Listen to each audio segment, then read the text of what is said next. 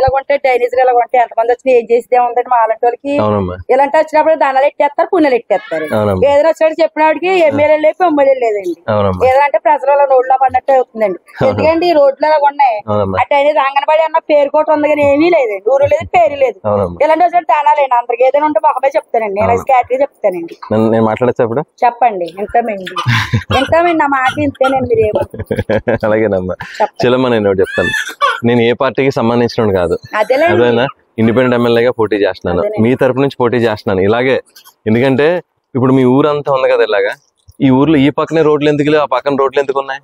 అదే మేము అడిగామండి. అదే మొత్తం నా మాట మొత్తం నేను అనేది ఏంటంటే, నేను ఈరోజు పోటీ చేస్తున్నాను ఎందుకంటే కులాలు, మతాలు, వర్గాలు, అర్థమైందమ్మా, ఎలాంటి భేదాలు లేకుండా అందరికి సమానంగా అన్ని సమానంగా అందాలని చెప్పేసి నేను పోటీ చేస్తున్నాను. ఇంకోటి ఏంటంటే, మీరు అన్నారు కదా ఇంతకు ముందున్న ఎమ్మెల్యేలు 2-3 మన నిడదవోలు నియోజకవర్గం ఏర్పడి 15 ఏళ్ళు అయింది. 2 సార్లు టీడీపీ ప్రభుత్వం ఉంది, ఓసారి వైసీపీ ప్రభుత్వం ఉంది.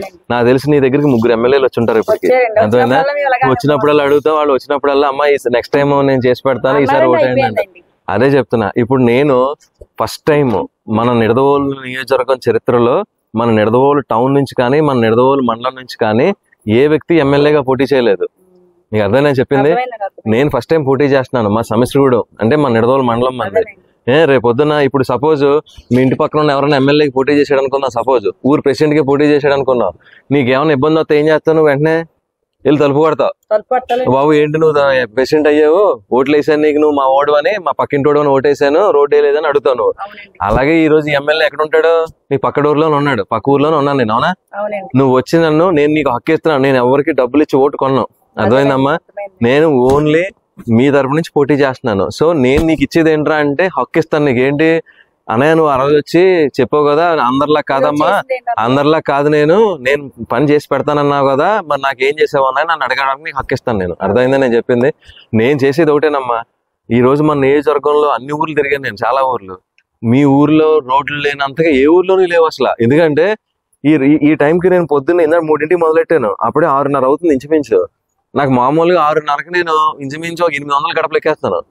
ఏది రోడ్లు బాగుంటాయి. మీ ఊరు ఇప్పటికి ఎన్నో 200 గడప ఎక్కుంటాం ఇప్పటికి. అదే అన్నా, అసలు నడవడానికే సరిగ్గా దారి లేదు. 2 సార్లు 2-3 సార్లు పడిపోయింది నేను ఈ మీ రోడ్లకి. వానాకాలం పరిస్థితి నేను ఊహించుకోలేను ఇంకా. అర్థమైంది నేను చెప్పింది? వానాకాలం అయితే చెరువుల్లో నడుతున్నాం, మనం చెరువుల్లో ఏదాల్సిందే. ఇక్కడ నీ మాట గడ్డొచ్చిన చిన్న ఇప్పుడు అంగన్వాడీ పిల్లలు అన్నది ఎవరికి సంబంధించిందండి? అది మన అందరికి అంగన్వాడీ పిల్లలు అన్న వాళ్ళు నా ఇంట్లో పిల్లలు వెళ్తారు, మీ ఇంట్లో పిల్లలు. అంగన్వాడీ గవర్నమెంట్ సంబంధించింది, ప్రతి ఎమ్మెల్యేకి సంబంధించింది. గవర్నమెంట్ అంటే మన అందరికి సంబంధించింది. ఒక్కసారి అన్న లైట్ వేసుకొని మీ కంపెనీ వాళ్ళు తీసుకుని ఒకసారి అక్కడికి వెళ్ళి చూడండి. అక్కడ పరిపాలన ఎలాగుందో, అక్కడ బాత్రూమ్లు ఎలాగున్నాయో, అక్కడ కుండీ ఎలాగుందో, అక్కడ రోడ్డు పరిషత్ ఎలాగుందో, అక్కడ డ్రైనేజీలు ఎలాగున్నాయో చూడండి ఒక్కసారి. నేను అన్నాను కలతో మీరు చూస్తే ఈ సొందులు ఎలాగున్నాయండి. ఆ రోడ్డు అంగన్వాడీ ఇదంటే రోడ్డు ఉండాలి లేదా? ఉండాలి కదండి. రోజు కూడా మీరనే కదండి ఒక్కసారి మా బాధలు అలాగ ఉన్నాయండి. ఇప్పుడు మీరు వచ్చి ఏదో చెప్పేసారు నమ్మేస్తాం, ఎవరో వచ్చేసి అలా ఇన్నేస్తామండి. ప్రజలు ఏంటంటే మంచి చెప్పేస్తారు ఈ 4 రోజులు ఒక విషయం నేను చెప్పేది, మీ ప్రజలు కూడా మారాలి. ఎందుకు మారాలో కూడా చెప్తాను నేను. ఇప్పుడు ఒకసారి మనల్ని మోసం చేసేయడానికో అరే మోసపోయాం అనుకుంటాం. ఏది మనల్ని మోసం చేసేయడలే మందే తప్పు, అదే ఆడి తప్పు, ఎందుకు వాడు మనల్ని మోసం చేసాడు కాబట్టి. 2ోసారి కూడా మోసం చేసేయడానికి ఎవరు తప్పు? నీదే తప్పు. ఎందుకంటే నువ్వు మోసపోయావు, నువ్వు 2ఓసారి కూడా ఇప్పుడు 3ఓసారి కూడా మోసపోయావు నువ్వు. నేనేం చెప్తానంటే, మీరు ఈసారి నాలాంటి మీరు ఎమ్మెల్యే కింద పోటీగా నన్ను ఎక్కిస్తే, అర్థమైంది నేను చెప్పింది? ఇప్పుడు 3 సార్లు నమ్మావు కదా నువ్వు వాళ్ళని, 3 సార్లు నువ్వు మోసపోయావు కదా, పోయావు. అది ఈ ఒక్కసారి నన్ను నమ్మంటున్నాను నేను. అర్థమైందని చెప్పింది? అదే చెప్తున్నాను. ఎందుకంటే నన్ను చూడు, నేను ఏదైనా నీ హక్కు ఇస్తున్నానని చెప్తున్నాను. మళ్ళీ వచ్చి నువ్వు దెబ్బలాడు, అదేమన్నా దెబ్బలాడు. అందులో నాకు నీలాంటి వాళ్ళే కావాలి నాకు. ఎందుకంటే ఇగో నువ్వు తప్పు అన్నయ్య, నువ్వు ఈ పని చేయట్లేదు, అరో చేస్తాను అని చెప్తే నేను నాకు కావాలి కదమ్మా, నాకు తెలియాలి కదా. ఇప్పుడు నేను ఏదో పనుల్లో బిజీగా ఉంటాను, ఇలా నువ్వు వచ్చి అన్నయ్య ఆ రోజు వచ్చి మాట్లాడతాను, మాట్లాడన్నా వచ్చి చూడన్నా అంట. నేను బాగోవాలని కోరుకోండి, 10 మంది నా తరపున బాగోవాలి. నా బిడ్డ నా మనవరాలు వెళ్తున్నాండి అందులోకి, నాకు బాధ కదండి. ఇప్పుడు ఆ కంపెనీ నేను ఎందుకు చెప్పానంటే, మీరు ఇప్పుడు మాకు ఇదిగా ఉన్నారని, మిమ్మల్ని కూడా మేము చూడాలని చెప్పాను. మీరేం లేదు, ఈ ఒక్కసారి మాకు అన్ని చేసి పెడితే ఇలాంటి వాళ్ళు వచ్చి మాకు ఏం అక్కలొద్దండి. నేను అదే చెప్తున్నాను, మీలాంటి రావాలండి పైకి. ఇలాంటి 3 చూసేమో, ఇది 4వదండి.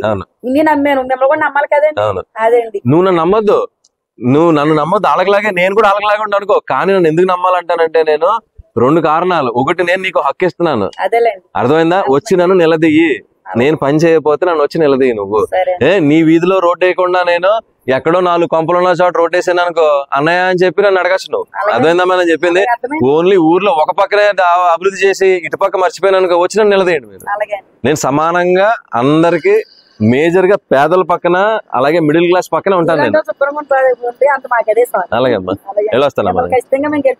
అలాగే అమ్మా, వెళ్ళొస్తాను.